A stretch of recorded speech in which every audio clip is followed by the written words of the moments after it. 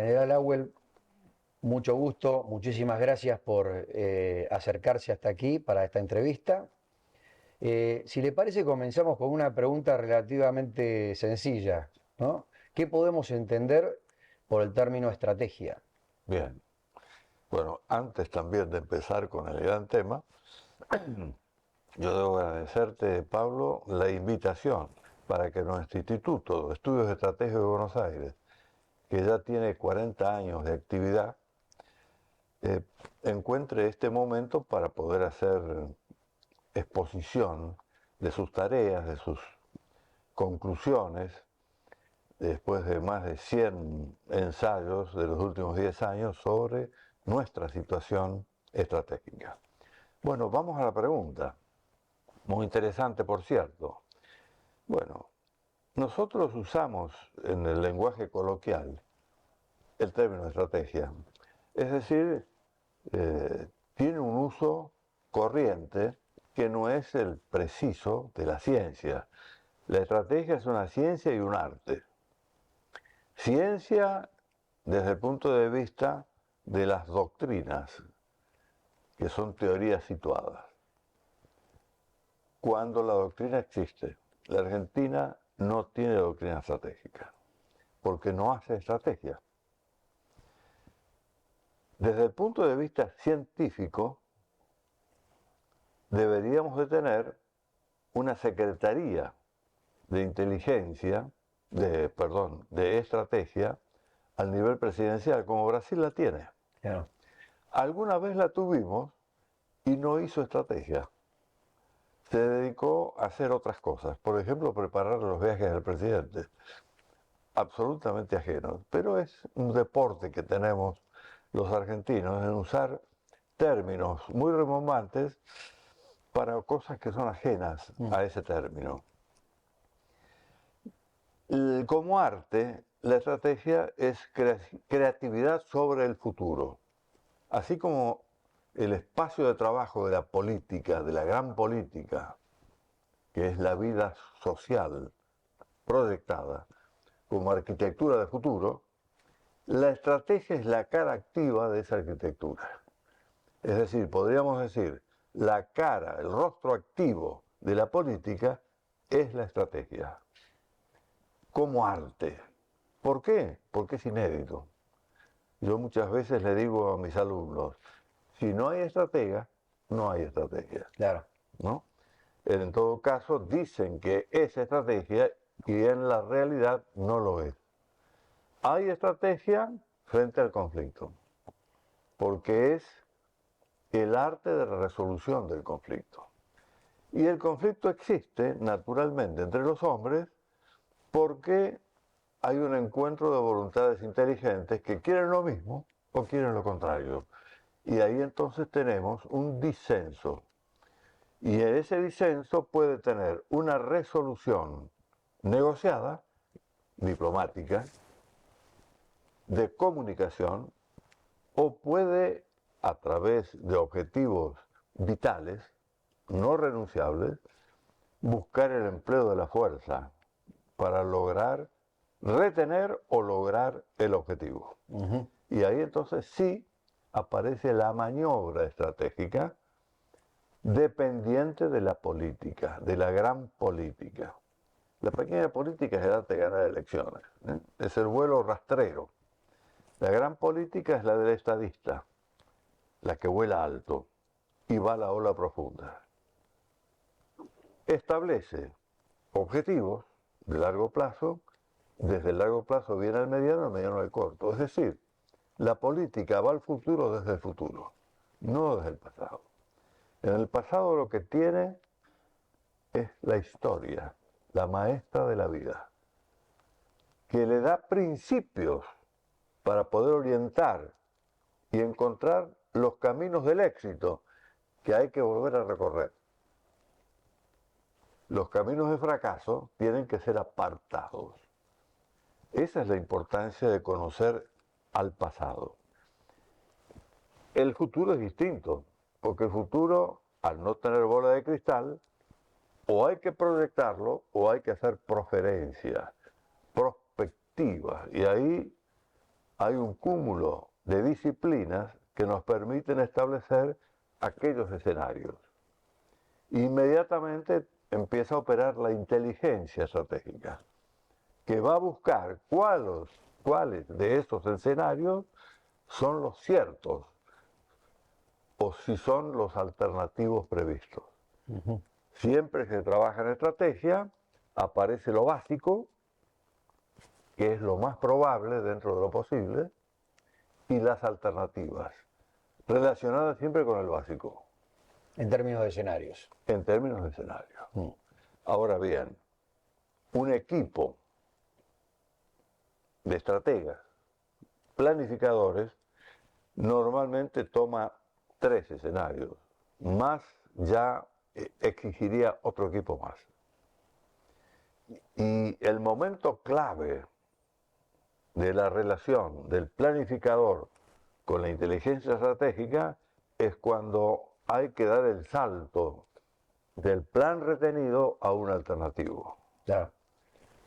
Y eso siempre en oportunidad. Y acá sacamos una conclusión muy interesante.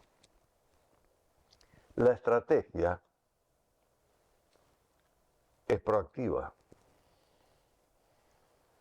prevé, planifica. Cuando hay un conductor que dice que no planifica, lo que está diciendo es una barbaridad conceptual. Es decir, pretende sacar conejos de la galera, improvisa, y la complejidad de las situaciones que vive el mundo, la región y la nación impiden improvisar. El improvisado es un fracaso potencial, asegurado. La Argentina ha prohibido por ley tener visión estratégica. Ha prohibido por ley el planeamiento estratégico de las verdaderas amenazas y riesgos estratégicos. Es decir, no conoce realmente el contenido de la palabra.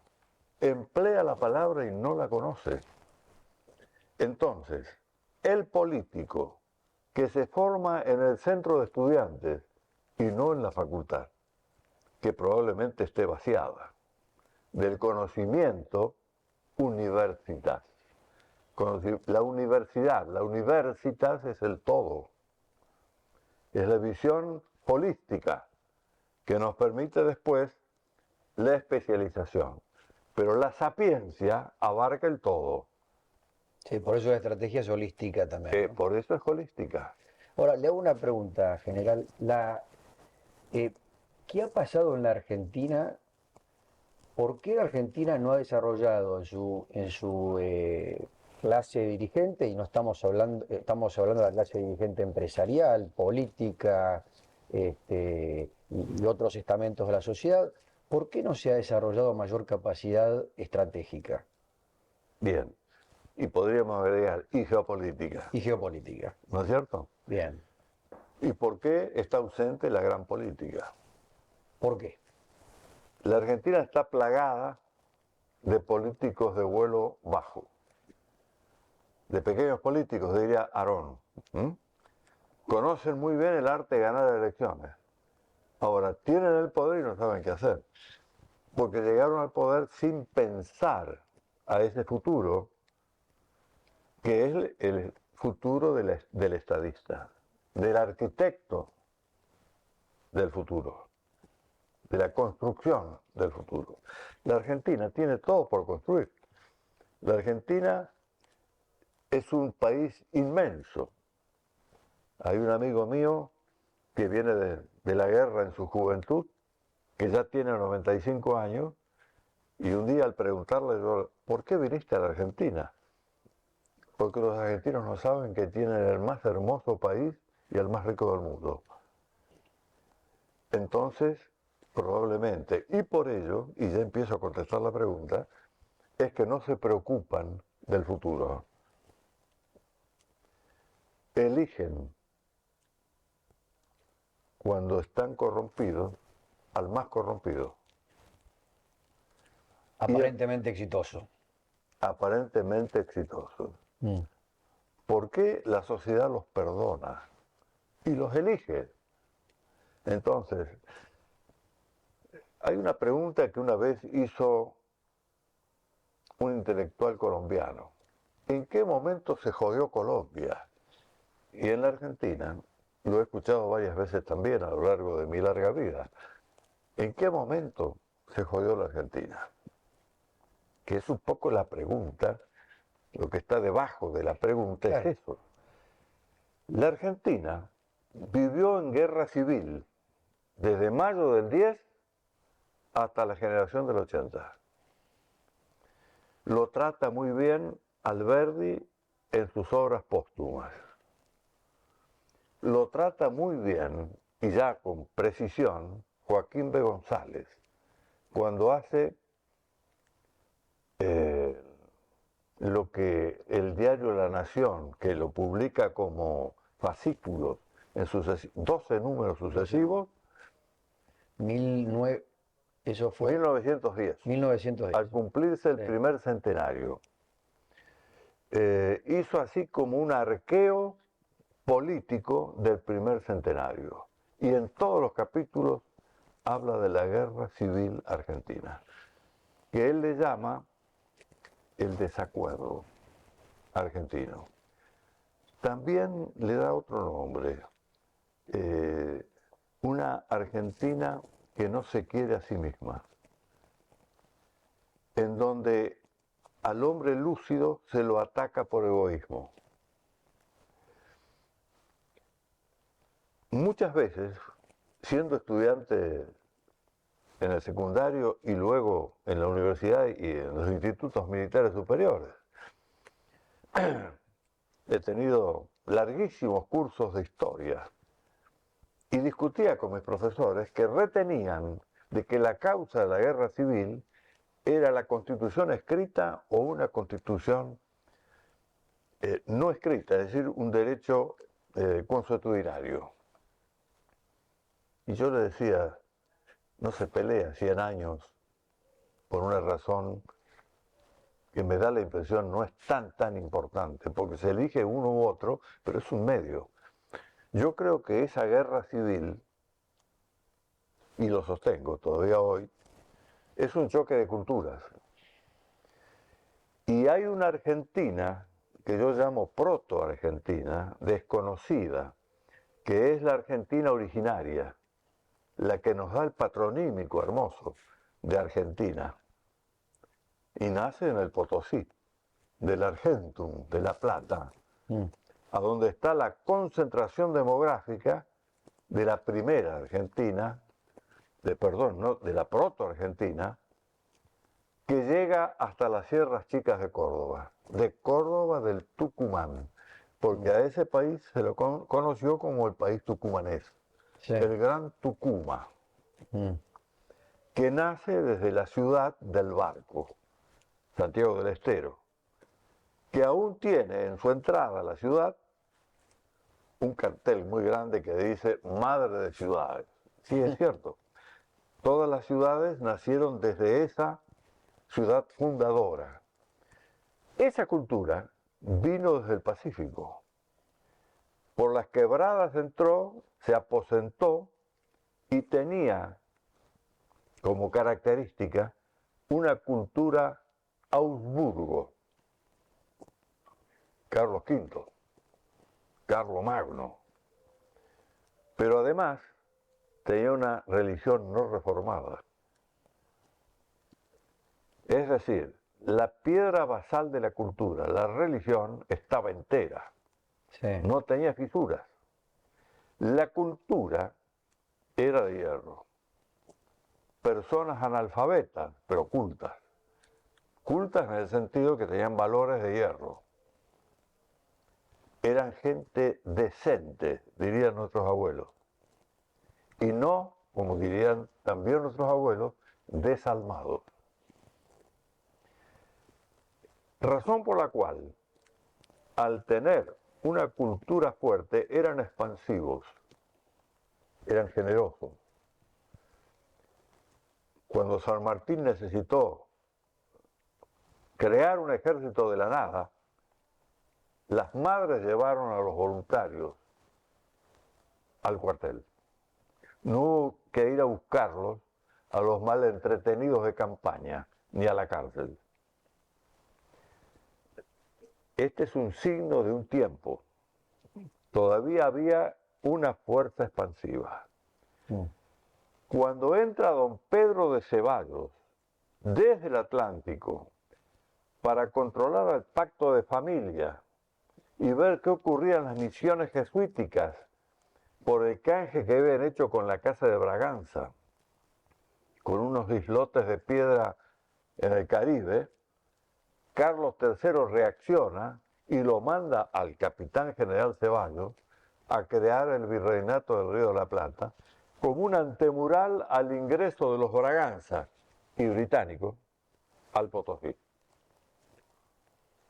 A la base económica de una economía muy distinta a la que conocimos nosotros, la agropecuaria. Claro. La Argentina era industrial minera en la proto-Argentina. Y en el camino del Inca se integraba Cuyo, proveedor de vinos, aceites, frutas secas, que eran trasladadas al centro demográfico a través de la compra de mulas de los jesuitas en Córdoba fundamentalmente y en las provincias norteñas. Sí. 15.000 mulas por año y las carretas de bueyes. Pasando por La Rioja y Catamarca, La Rioja creada desde la Capitanía de Chile, Catamarca desde la Ciudad del Barco, proveedurías de las telas y bayetas fuertes que vestían al minero. Y luego llegaban a Tucumán, la gran carpintería, y a Salta y Jujuy, la gran herrería. Ese era el país inicial. Claro. Expansivo, fuerte,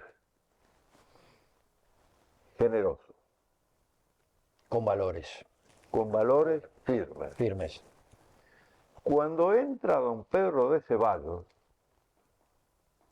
se refunda Buenos Aires, con anterioridad, por supuesto, se crea el virreinato, 30 años después, mayo del 10, ingresa a estas tierras la Revolución Francesa. La religión fragmentada, que al norte va como protestante y al sur, países latinos, como católica, romana. Y choca con aquella cultura que venía desde el norte, desde los arribeños, desde los abajeños. Ese choque es el que trajo el conflicto. Hay un tema estratégico, la ausencia de conocimientos de la resolución del conflicto, que es la estrategia, hizo que fuese sangriento el encuentro. Ubiquémonos en el tiempo. ¿Cuándo? De 1810 a 1880. Ok. Donde aparece un hombre Sí. que nace en el país tucumanés y se ilustra en el país nuevo, en Concepción del Uruguay. Alejo Julio Argentino Roca. Muy bien. El único general invicto del ejército argentino, que ganó siempre las batallas con un mínimo de hombres y un mínimo de fusión de sangre, porque había arte. Había objetivos.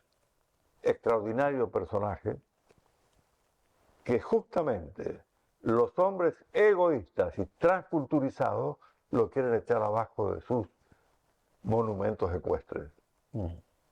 Ahí está la explicación que hay que darle a la juventud argentina de la razón y sin razón de querer echar abajo los monumentos de un estadista. El único posterior a San Martín. Fueron los dos grandes estrategas argentinos, ¿no es cierto? Y grandes políticos, Y grandes políticos. es decir, estadistas. Lo dicen los hombres que trabajaron al lado de ellos. El ayudante de San Martín en Lima era un hombre de O'Higgins, capitán del ejército chileno. Las cartas que semanalmente le enviaba a O'Higgins decían: todas las semanas admiramos más a este hombre. Él ve detrás del cerro. Era un estratega. Tenía una visión de futuro, sabía qué quería, la independencia de América, no de la Argentina.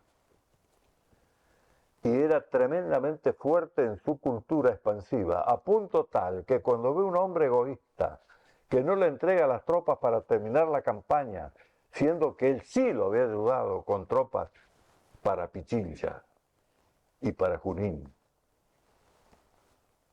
le dice: me voy a apartar porque usted no acepta que yo me subordine a usted. Renuncio al poder. Ahí le quiero hacer dos preguntas. ¿Cómo no?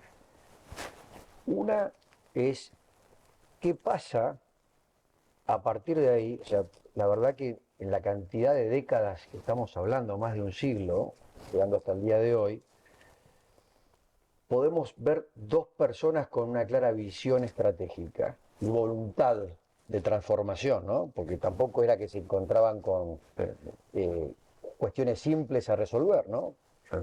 ¿Qué pasa con la Argentina que no vuelve a generar? Bien, yo lo estudié el tema.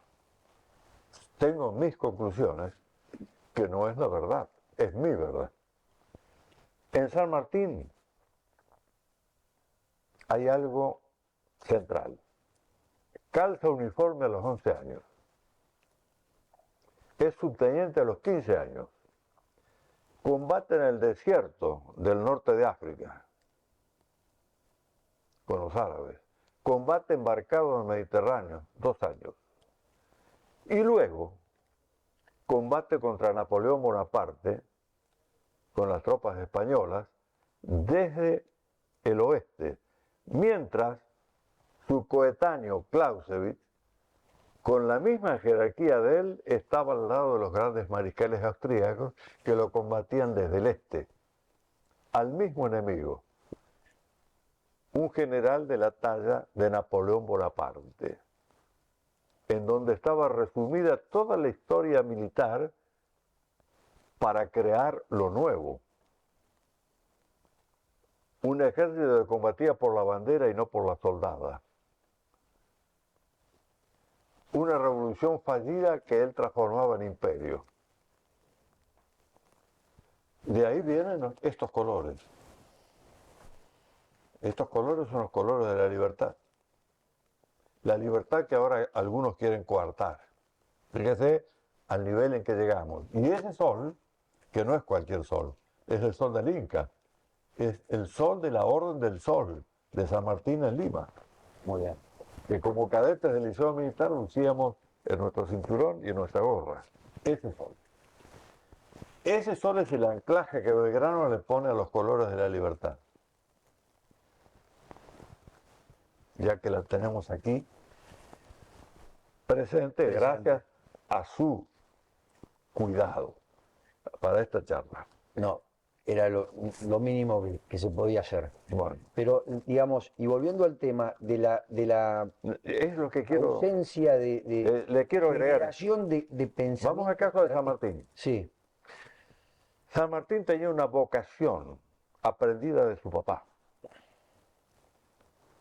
y consolidada en su carrera específica militar, que lo hace estratega natural al captar, entender, comprender y asimilar lo que veía en Napoleón.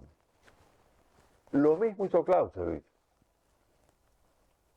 Y no hicieron los mariscales austríacos, Gneisenau y Scharnhorst, que repetían recetas viejas frente a un hombre que les daba batallas de aniquilamiento y los destruía. San Martín, en cambio, cuando tuvo mando aislado, lo demostró en Bailén, hacía lo que hacía Napoleón. Y vino a América y aplicó lo aprendido en la campaña. Clausewitz lo escribió en la obra monumental de la guerra, La guerra. Kronkrieg, No hay otro que supere en Occidente a ese tratado de la guerra. Pero estudió epistemología con Kant en Heidelberg 11 años para poder escribirlo. Y le dijo a María, su mujer, quiero escribir una obra para siempre, un clásico. Eso informa a la forma de pensar occidental, lineal. Y nos llegó, esto va adelantando lo que vamos a decir al final, nos llegó Sun Tzu con los procesos revolucionarios y la dirigencia no pudo entender el pensamiento lineal al pensamiento del débil frente al fuerte, porque Napoleón iba del fuerte al fuerte buscando la decisión en la batalla de aniquilamiento. Claro. ¿Y por qué entonces el que asesoró ese famoso decreto que nos lleva a la guerra interna habla de la palabra aniquilamiento, que tanto me la preguntan los jueces cuando voy a los estrados del Tribunal Oral Federal? ¿Qué quiere decir aniquilamiento? Era imposible aniquilar a la forma en que venía la agresión del débil frente al fuerte. Era imposible. Ahí tenemos Había que entenderla. Ahora está fuera de la concepción. Esto es San Martín. San Martín entonces, desde una vocación fuerte, una posibilidad de comprensión enorme. Ahora, Profunda. ¿a dónde está esa capacidad? Estos son los lóbulos cerebrales que le dio la señora Matorras a San Martín, la mamá. Ahora, general, tuvimos a San Martín como gran estratega en la Argentina, tuvimos al general Roca. Y ahora vamos a explicar lo de Roca. Claro. Roca Hablemos nacido... un poco de Roca y después le voy a preguntar de nuevo, ¿qué pasó después Bueno, con este país? lo vamos a tratar. Sí. Lo vamos Hasta el día de hoy. A veces el éxito lleva a estas cosas. Hablemos un poquitito de Roca. Roca nace en Las Vizcacheras, una estancia de la familia en Tucumán. Es educado por un sacerdote. Y cuando tenía 11 años, a través de un requerimiento que Urquiza, presidente en Paraná, le hace a los gobernadores de provincia, les pide 2 jóvenes brillantes para que vayan como internos al Colegio Nacional de Concepción del Uruguay, que acaba de fundarse, con profesores de la Sorbona francesa, porque el rey los había echado y Aarón Castellano los trajo para acá. Quiere decir que en Roca está la síntesis de la cultura más fuerte y de la civilización última. Y la síntesis se encuentra un cerebro como el de San Martín, que hace puente entre el lóbulo derecho y el lóbulo izquierdo frontales. Que eso es una de las formas de describir la estrategia. Ahí está la capacidad creativa, ahí está el arte. Arte y síntesis. Y síntesis. La síntesis es justamente lo que permite que el conocimiento sea creatividad. Claro. Lo nuevo. ¿Eh? Porque yo tengo oxígeno, correctamente. Tengo oxígeno e hidrógeno, gases. Los reúno, tengo agua. Claro.